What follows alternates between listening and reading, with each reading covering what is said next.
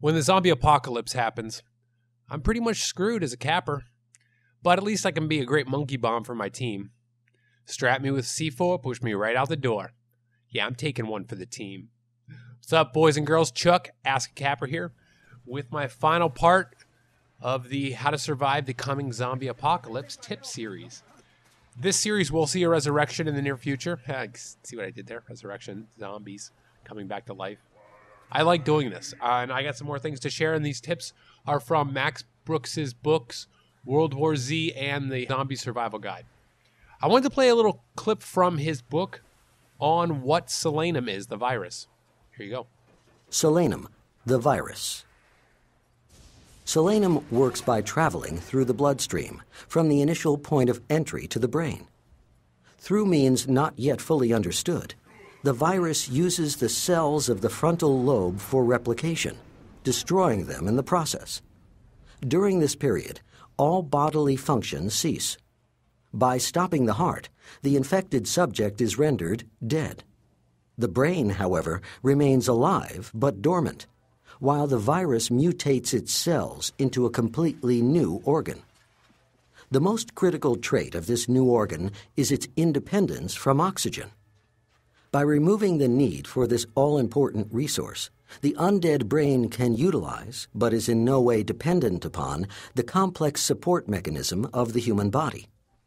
Once mutation is complete, this new organ reanimates the body into a form that bears little resemblance, physiologically speaking, to the original corpse. Some bodily functions remain constant, others operate in a modified capacity, and the remainder shut down completely. This new organism is a zombie, a member of the living dead. So there you go. And if you haven't checked out those books, you should. They're very informative and exciting. And I'll be bringing parts of those back in the near future. So I wanted to point out some other things that he mentions in the Zombie Survival Guide. He points out that zombies have excellent hearing, and also their sense of smell is amazing. So those are the senses that they're working with that really can help them. He brings out and brings to the fore that their greatest strengths are that they have no pain, no sense of pain, and they are tireless. So you want to keep these things in mind when you're combating and fighting with zombies, is that, they are tireless. They will keep coming.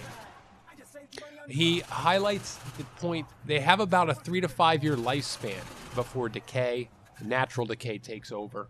Keep in mind that point, because if you know the area, like when the last person generally infected was, you have about 3 to 5 years before they will start to weed themselves out just by natural decay. That's a good point. Some things he brings out too that you need to be aware of. He did point out that tight clothing is always important to have. Don't wear loose clothing, and you want to have short hair. 2 key things when you're dealing with zombies. You don't want them to grab you. He points out a piece of equipment too that I think is one that's often overlooked. He said is a good pair of earplugs. And you might say, well, why would you want earplugs? Why do you need earplugs? He says because the incessant moans of zombies can and has been known to drive people crazy. You can imagine being locked up in a house somewhere and listening to zombies moaning for hours and days as they claw at the door trying to get to you.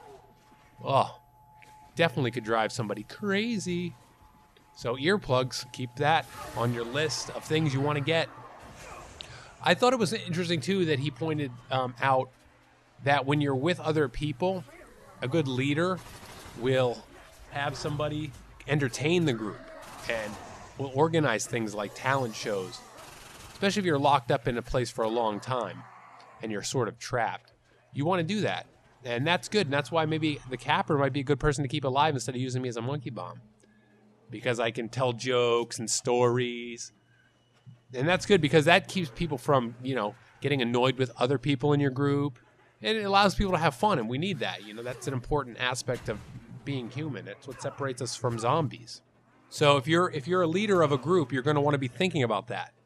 So these are some of the tips that the book brings out in relation to how to survive when you're trapped in locations and zombies are surrounding you and you have to, pick them off one at a time or just wait for them to go after other prey or whatever. There's a couple places he pointed to avoid that I wanted to bring out because it's good, heads up when you're thinking about where you're going to go and what you're going to do. Probably even shortly after you start seeing a zombie apocalypse happen. Avoid hospitals, of course, because that's where most of the infected are brought, and thus that's where the viruses will radiate from. And police stations. You might think police stations would be a good place to go, but a lot of other people are probably thinking that same way.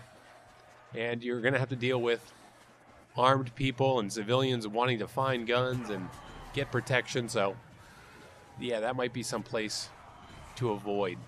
He brought out that one of the best places you could go could be to an old prison. He wasn't talking one of those new age prisons that we have today where, they use electronic devices to hold the prisoners in and just some giant fences. But some of the ones built in the industrial age, back in the 20s and 30s and 40s with high cement walls and towers and things like that. That's a good spot to hold off and hold up. If you're going to a place like that, an old prison, and you might have many of those in your area, it's good to take note of those old prisons. Maybe there might even be abandoned prisons, but some places like that. And it's good to map out where in the zombie apocalypse where you're going to go. And I just thought old prison, that was a good idea. So I wanted to share that. There you go, guys. That brings this part of this to a close. You will be seeing more of this in the future, and I will be sharing some more of his audio clips, some from World War Z. I think you'll enjoy it. Guys, be safe out there. You practice. Game on, gamers. Peace in yo zombie crease.